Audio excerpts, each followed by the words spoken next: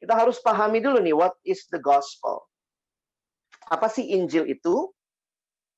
Nah, Injil ini sebenarnya, kata Injil sendiri yang dalam bahasa Indonesia itu kan serapan dari bahasa Arab.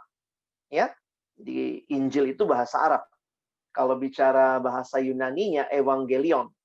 Dan evangelion itu adalah bukan istilah asli Kristen. Jadi itu istilah yang sudah ada pada waktu itu.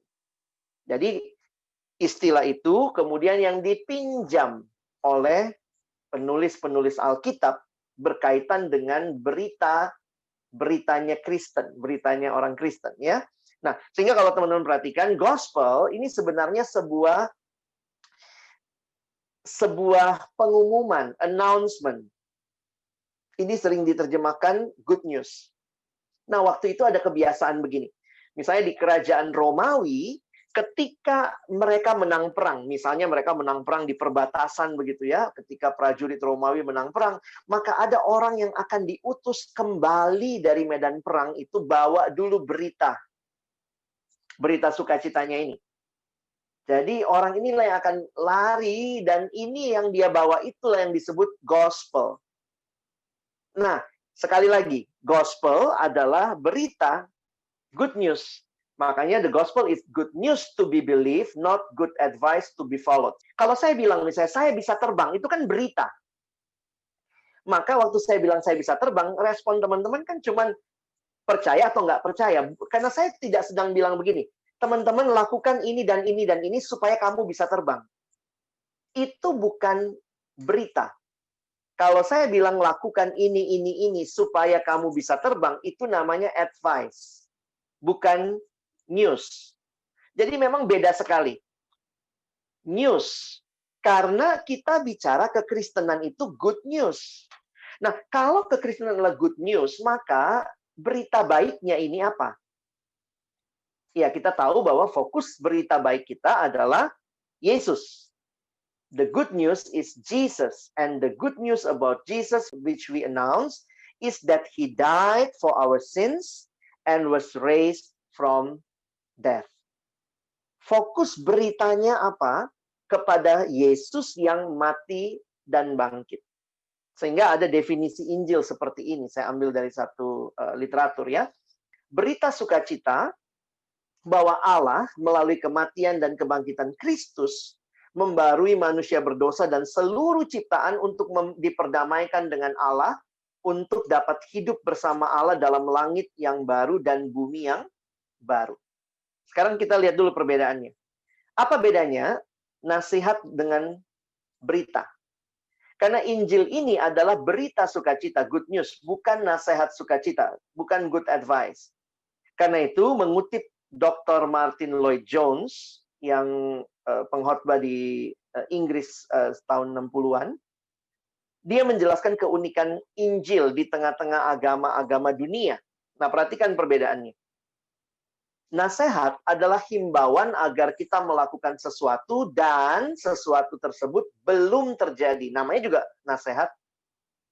Biar naik kelas, rajin belajar ya, baca buku teks, rajin tanya sama teman yang pintar. Jadi itu kan nasihat. Himbauan agar melakukan sesuatu. Sementara kalau berita itu adalah laporan sesuatu yang terjadi dan tidak ada yang perlu diperbuat karena itu sudah dilakukan bagi kita. Yang dituntut dari kita hanyalah respon kita terhadap berita tersebut. Dr. Martin Lloyd Jones melanjutkan, semua agama yang lain di dunia sebenarnya mengirimkan kepada kita penasehat. Ya, penasehat kepada manusia. Makanya semua agama itu isinya what to do.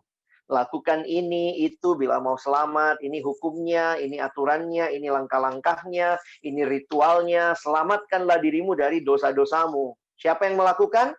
Kamu. Supaya kamu selamat, ini yang kamu lakukan. Ada banyak orang Kristen yang melakukan ini? Oh, pernah juga saya dengar guru sekolah minggu ngajarnya begitu. Adik-adik, supaya kita selamat, jadi anak Tuhan, kita harus rajin baca Alkitab, rajin berdoa, rajin ke gereja, hormat papa mama, supaya kita selamat. Betulkah itu Kristen? Kalau itu kekristenan, we miss the point of having good news. Kekristenan bukan what to do. Bukan. Tetapi ini berita. Allah tidak mengirimkan penasehat, tapi pemberita bahwa Kristus Yesus telah mati dan dibangkitkan untuk memperdamaikan kita dengan Allah. Karena itu berita sukacita tersebut, semua sudah dilakukan Kristus. Dosa, kematian, setan telah dikalahkan. Beresponlah dengan sukacita dan hiduplah sepadanan dengan rasa syukurmu tersebut. Jadi apa bedanya agama sama Injil? Agama maksud saya semua ajaran yang lain selain kekristenan. Agama adalah tentang do this, do that, lakukan ini, lakukan itu. Injil tentang dan. Sudah selesai. Sudah selesai. Karena itu jangan heran, agama itu menimbulkan ketakutan dan ketidakpastian apakah yang saya akan lakukan cukup untuk menyelamatkan diri saya. Sementara Injil kan berita sukacita. Mendatangkan sukacita dan keyakinan bahwa Kristus sudah melakukan semua hal yang dibutuhkan untuk menyelamatkan kita. Jadi kalian bisa bayangkan waktu Martin Luther yang selama ini beragama, dia lakukan ini, itu supaya selamat. Tiba-tiba mengerti bahwa yang menyelamatkan dia bukan perbuatannya, tapi karya Kristus, penebusan Kristus. Post tenebras lux. Betul-betul terbuka pikirannya ya. Hal-hal yang telah atau harus saya lakukan supaya saya selamat. Yang satu, berita tentang karya Kristus yang dia lakukan bagi kita. Yang satu namanya good advice. Yang satu namanya good news. Jadi sebenarnya waktu saya mengerti ini, memberitakan Injil itu kan nggak sulit ya. Cuman kasih tahu apa yang Yesus sudah lakukan. Dan mengatakan bahwa saya selamat bukan karena apa yang saya lakukan. Sebenarnya sesederhana itu ya. Tentu ini ya saya terlalu menyederhanakan. Tapi poinnya adalah jangan-jangan gereja sekarang pun kehilangan good news. Karena kita sudah masuk lebih banyak kepada good advice. Karena itu opung kita Martin Luther ngomong begini ya, kalimatnya menarik. The law, hukum-hukum itu says, do this and it's never done. Grace says, believe this and everything is already done. Beda nggak? Oh beda. Yang satu law, hukum, aturan, itu advice. Yang satu grace, bicara ada berita loh. Ada yang mati buat kamu dan itu menyelamatkan kamu. Kalau kamu percaya berita ini, kamu selamat. Hanya percaya berita itu, kamu selamat. Believe this and everything is already done. Itu membawa sukacita. Yang satu membawa ketakutan. Karena sudah bagus nggak perbuatan baikku? Udah mencapai nggak? Udah pas nggak? Ini kalau ditimbang-timbang, masuk surga nggak? Yang satu penuh ketakutan, beragama itu penuh ketakutan. Karena kita nggak punya kepastian. Tapi berinjil itu kita punya berita sukacitanya. Dan Tuhan memang bilang cukup percaya saja. Enak kali jadi orang Kristen. Ya emang enak. Kita aja yang nambah-nambahin beratnya. Karena apa? Karena kita melihat kayaknya mana ada sih yang gratis. Tuhan bilang cuma-cuma, kita bilang nggak mau saya yang cuma-cuma. Kita yang agak sombong. Kita bilang Tuhan pipis di Jakarta aja bayar, masa keselamatan gratis. Saya mau tambahkan sedikit Tuhan bilang, enggak, ini gratis. Enggak mau. Saya mau yang bayar. Karena kalau bayar, saya punya kemuliaan. Ada bagianku. Wes, kalau saya bisa masuk surga dengan kebaikan, kalau saya bisa masuk surga dengan kebaikan, maka sebenarnya surga itu tempat yang paling sombong ya. Karena orang paling sombong semua di sana. Kau kenapa masuk sini? Kemarin sumbang gereja. Kau kenapa masuk sini? Itu bikin panti asuhan 3 lantai.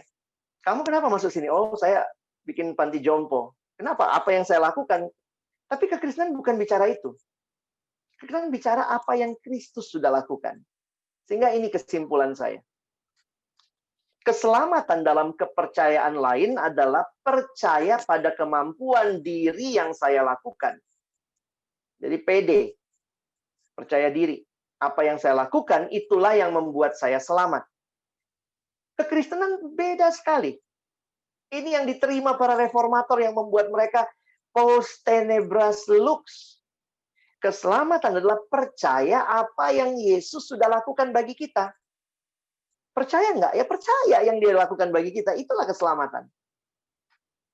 Jadi reformasi terjadi. Sebenarnya apa sih inti reformasi?